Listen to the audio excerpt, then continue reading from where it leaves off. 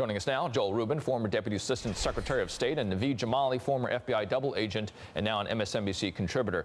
Joel, what many Americans also do not know, and understandably, because many of these operations, as Courtney Kuby was describing to us, are not going to be on the headlines. You're not going to open up your paper and see these operations ongoing.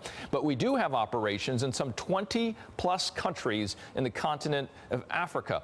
That means almost half of the countries there, and that what we have seen in Niger might be part of that everyday operation. Can you put that in context for us, Joel? That's right, Richard. There are significant numbers of operations for counterterrorism purposes that we're executing and have been for some time.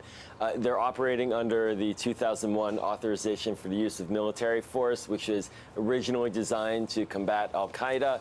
And it is a big issue, and there's a large American footprint. And I think this incident, it's critical to really understand the strategy behind what we're doing in Niger, and to understand this incident within that context. There are not a lot of congressional hearings about this. There's not a lot of public discussion about how our forces are really on the edge, in a sense, in this fight. They're beyond where most Americans think they're going. And then when incidents like what we just saw with the ambush and the killing of our four soldiers, brave soldiers, when that happens, it sends a shock through the system here in America and in Washington, and really shakes up people's thinking.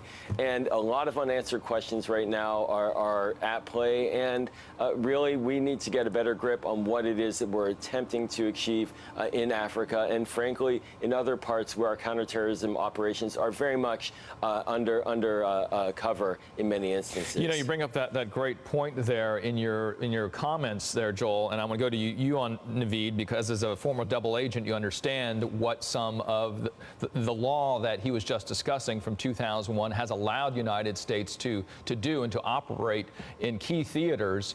The thought now is, should it be reevaluated? That 2001 decision that allowed certain military action without congressional approval here. Chairman Bob Corker from Tennessee, saying, yeah, they need to relook at it now because it needs to be reevaluated based on current deadlines. Well, look, I think the authorization to use military force, AUMF, should always be looked at, and the deployment of troops should continuously be reviewed. I think that just seems like a no-brainer. But that being said, there's nothing wrong with deploying our forces.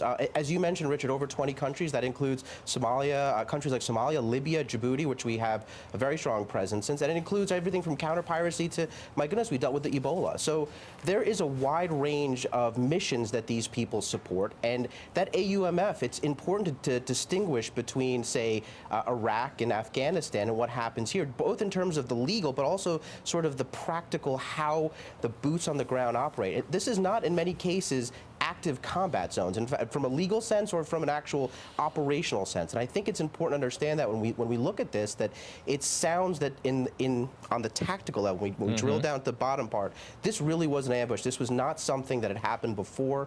This is not something that we generally tend to see with American forces here. This is not, again, not considered an active combat zone in many stretches of the imagination, with the exception of Libya, and that is clearly posing a problem here. But yeah, to Richard, to your point, this is something we should continue to evaluate and clearly hold open hearings.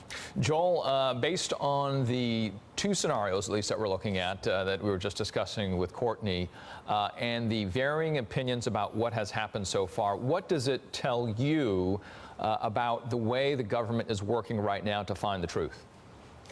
Well, to me, there's a bit of a stunning dichotomy right now in terms of how Congress and how the administration is handling this. There has not been a lot of public discussion, and it took the press to pull out the public discussion a couple of weeks ago when asking the president about the ambush. And that's very troubling, because these are American troops in harm's way. Now, they may not be in direct active combat, but they are certainly in the line of fire. And the questions about their presence there and the support that they had, the use of contractors as opposed to official U.S. military, these are very significant questions. And the concern I have is that when we are not having acknowledgement by the administration of these deaths right away and promptly, it leaves open a lot of questions about the management of this process. And And even Senator McCain, the chairman of the Armed Services Committee, said we are not getting answers. And when we compare this to what happened several years ago related to Benghazi,